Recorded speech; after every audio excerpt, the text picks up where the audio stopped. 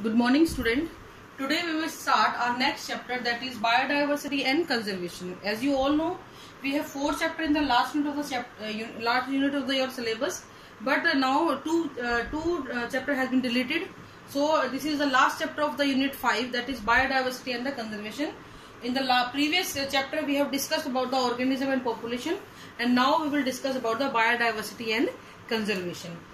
What is the meaning of biodiversity? According to Rosen, bios mean life and diversity means various form. If life have various form on earth, that is called as biodiversity. And Edward Wilson popularized this term. Edward Wilson is used this term extensively and popularized this term biodiversity. उससे पहले ऐसी कोई term use नहीं की जाती थी, but he discovered this term by the Rosen, but popularized by Edward Wilson. कि हाँ बायोडाइवर्सिटी है. अगर हम बायोडाइवर्सिटी को डिफाइन करें तो हम बोलते हैं वैरायटी एंड वेरिएबिलिटी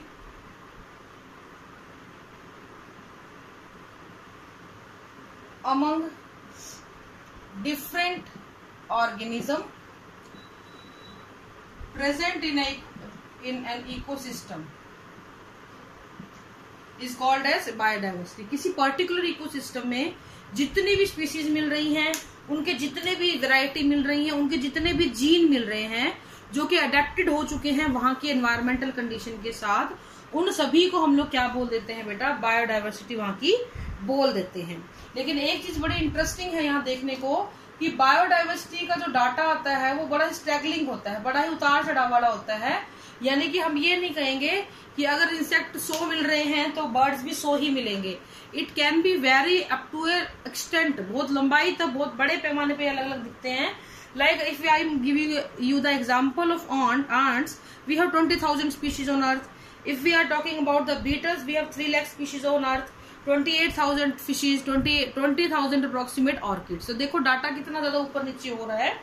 तो इसीलिए ये बोला गया कि बायोडाइवर्सिटी एक स्टैगनिंग उसमें होती है, ये लगातार बदलती रहती है जगह के हिसाब से. हर जगह की बायोडाइवर्सिटी आपको अलग मिलेगी.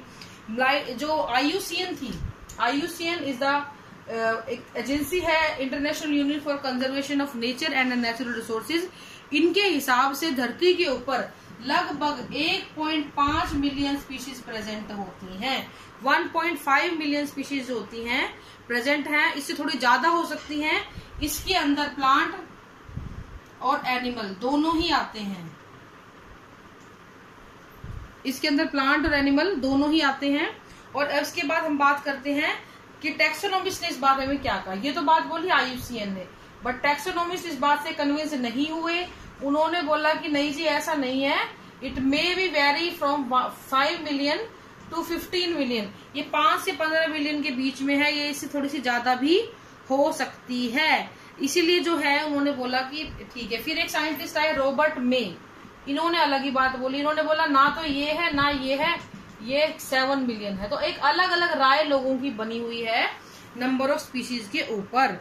ठीक है, तो 1.5 मिलियन तो नहीं है, इससे बहुत ज्यादा है. और सबसे इम्पोर्टेंट चीज है कि जितनी स्पीशीज धरती पे मिल चुकी हैं बेटा, उतनी ही स्पीशीज अभी डिस्कवर करनी बाकी हैं.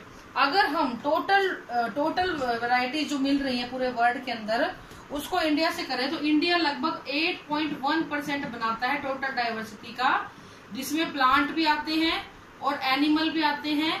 और प्लांट जो होते हैं उनकी संख्या और एनिमल की संख्या उससे कितनी होती है? ट्वाइस. अगर ये 1 है तो ये दुगने हैं उससे. ठीक है, इंडिया के पास डाइवर्सिटी बहुत ज्यादा है, इसीलिए ये 17th मेगा बायोडाइवर्सिटी रीजन कहलाता है. यानी धरती पे मिलने वाले जितने भी मेगा बायोडाइवर्सिटी जोन्स हैं उनमें भारत को भी शामिल किया गया है और ये 17वें नंबर पे आता है. अब बात आती है कि कौन कौन सी ऐसी जगहें हैं where species is yet to be discovered. मैंने अभी बोला कि जितनी मिल चुकी हैं उतनी ही मिलनी बाकी हैं. तो बेटा जो ट्रॉपिकल एरियाज हैं और जो कोरल रीफ जो एरियाज होते हैं, कोरल रीफ जो होती हैं, इनके जो एरियाज हैं इन जगहों पे अभी भी डिस्कवरी करनी बाकी है. और वो कैसे पता लगा, ऐसा क्यों हुआ? क्योंकि हमने स्पीशीज रिचनेस को कंपेयर किया. स्पीशीज रिचनेस को कंपेयर किया दो अलग अलग एरियाज की, और हमें पता लगा देयर आर वेरियस पॉसिबिलिटी, अभी भी संभावनाएं हैं कि बहुत कुछ हमें मिल जाए। अब ये स्पीशीज रिचनेस किसी भी जगह पे मिलने वाले मैक्सिमम नंबर ऑफ स्पीशीज कहलाती है। टेम्परेट क्लाइमेट की स्पीशीज रिचनेस हम लोग कैलकुलेट कर चुके हैं। इसके लिए जितनी भी इन्वेंट्रीज होती है, जितना भी डाटा होता है अवेलेबल, वो सारा का सारा तैयार कर लिया गया है। मैक्सिमम इन्वेंट्री बना ली गई है टेम्परेट या ठंडे इलाके की। तो इससे कंपेयर जब हम करते हैं टेम्परेट इलाकों की इन्वेंट्री को, जब हम ट्रॉपिकल से या इससे कंपेयर करते हैं, तो हमें पता चलता है कि अभी बहुत से ऑर्गेनिज्म है जिनको खोजना बाकी है, और आप में से कुछ बच्चे उनको खोज के लाएंगे। तो ये चीज आपको ध्यान रखने वाली होती है कि किसके साथ हमने कैलकुलेट किया है। अब आता है कि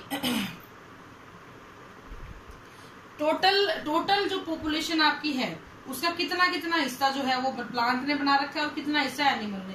तो ये एक रफ स्केच दिया हुआ है कि 70% जो होता है एनिमल है, और बेटा लगभग 22% क्या है, प्लांट है, और जो बाकी बच गए वो सारे आपके माइक्रोब्स वगैरह आ जाते हैं। अब जो है इसमें मेथड में दिक्कत क्या होती है कि हम लोग बहुत सारे ऑर्गेनिज्म की कैरेक्टराइज नहीं कर पाते हैं, उनको आइडेंटिफाई नहीं कर पाते हैं। कोई छोटी स्पीशीज खासकर जो बैक्टीरिया हो गई, वायरस हो गई, उनको कल्चर करना पड़ता है, तो उसकी अभी तक आइडेंटिफिकेशन हो ही नहीं पाई है। द रीजन इज क्योंकि वो बहुत छोटे होते हैं। अब हमने क्या किया बेटा, हमने तो क्या किया, टैक्सोनॉमिस्ट ने क्या किया कि जितने भी वर्टिब्रेट्स इनवर्टिब्रेट्स प्रेजेंट है धरती के ऊपर, उन सभी को ना पाई चार्ट पे शो कर दिया। तो उन्होंने पाई चार्ट बनाए वर्टिब्रेट्स के लिए, इनवर्टिब्रेट्स के लिए और प्लांट के लिए। तो सबसे पहले हम इनवर्टिब्रेट्स की बात कर लेते हैं।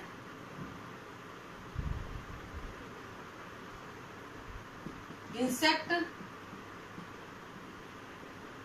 सबसे ज्यादा, फिर मोलस्का, क्रस्टेशियन और फिर अदर एनिमल्स। ठीक है, अदर एनिमल्स। तो इस तरीके का पाई चार्ट आता है जो ये बताता है इनवर्टिब्रेट्स में इंसेक्ट सबसे ज्यादा होते हैं, फिर आपके मोलस्क आते हैं, फिर आपके क्रस्टेशियन आते हैं और फिर आपके अदर एनिमल्स आते हैं। ऐसे ही अगर हम वर्टिब्रेट्स की बात करें तो वर्टिब्रेट्स का लगभग 50% फिशिज ने बना रखा है। उसके बाद इस तरीके का एक ग्राफ बनता है जिसमें रेप्टाइल्स, एम्फीबियन आते हैं आपके, फिर रेप्टाइल्स आते हैं आपके, फिर बर्ड्स आते हैं और फिर आते हैं मैमल्स। ठीक है, इसी तरीके से अगर हम प्लांट की बात करें तो प्लांट को भी इस तरीके से बांटा गया है।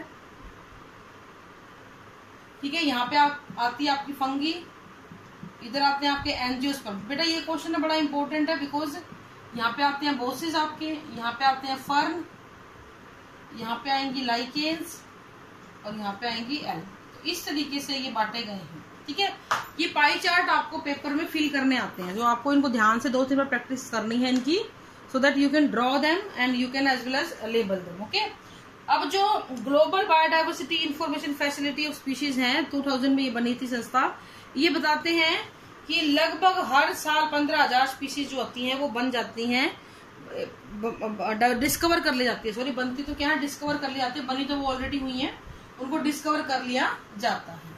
तो ये बेटा आपके बातें आती हैं। फिर हम बात करते हैं levels of biodiversity. Levels of biodiversity, इसके लिए हम एक अलग वीडियो बनाएंगे बेटा। आज मैं आपको थोड़ा सा इनका इंट्रोडक्शन दे देती हूँ कितनी तरीके की होती है। There are 3 interrelated hierarchy level. ये सभी लेवल आपस में इंटररिलेटेड हैं, तो 3 इंटररिलेटेड लेवल होते हैं। First, genetic diversity, second species diversity, third ecological या फिर कम्युनिटी डाइवर्सिटी। ठीक है बेटा, तो डिस्कस इसको हम अलग वीडियो में, सेपरेट वीडियो में करेंगे कल। आज के लिए इतना ही है। लेवल्स ऑफ बायोडाइवर्सिटी, किस किस तरीके से डाइवर्सिटी का लेवल बना हुआ है। तो आज हमने जो लेक्चर में बताया आपको, वो एक जनरल आइडिया दिया कि धरती पे मिलने वाली जो स्पीशीज है जितनी भी, वो कितनी तरीके से बटी हुई है, किस तरीके से वो प्रेजेंट है। एक चीज हमेशा ध्यान रखना, जैसे जैसे आप किसी हैबिटेट का साइज बढ़ाते जाते हो वैसे वैसे आपके नंबर ऑफ स्पीशीज भी बढ़ती चली जाती हैं। एक छोटे सी एरिया को आप लोगे, ठीक है, जैसे आप अपने आप से देखो, आप अभी अपने एक रूम में बैठते हो तो वहां की स्पीशीज देख लो, फिर आप घर में निकलते हो, वहां पे देखो स्पीशीज छिपकली भी मिलेगी, मक्खी भी मिलेगी, मच्छर भी मिलेंगे। फिर आप एक गार्डन में चले जाओ, वहां पे स्पीशीज देखो। तो आप ये चीज देखोगे कि जैसे जैसे आपका एरिया बढ़ता चला जा रहा है ना, वैसे वैसे नंबर ऑफ स्पीशीज बढ़ती चली जा रही है। और जैसे जैसे नंबर ऑफ स्पीशीज बढ़ेंगी तो इसका मतलब डायवर्सिटी भी बढ़ती चली जा रही है, क्योंकि नई नई लाइफ फॉर्म्स ऐड होती जा रही है आपके एरिया के अंदर। इसी को हम बोलते हैं स्पीशीज जेनेटिक डायवर्सिटी या बायोडायवर्सिटी। ठीक है, इन तीनों का डिस्कशन हम नेक्स्ट वीडियो में करते हैं। आज के लिए इतना ही बेटा। Thank you and have a nice day.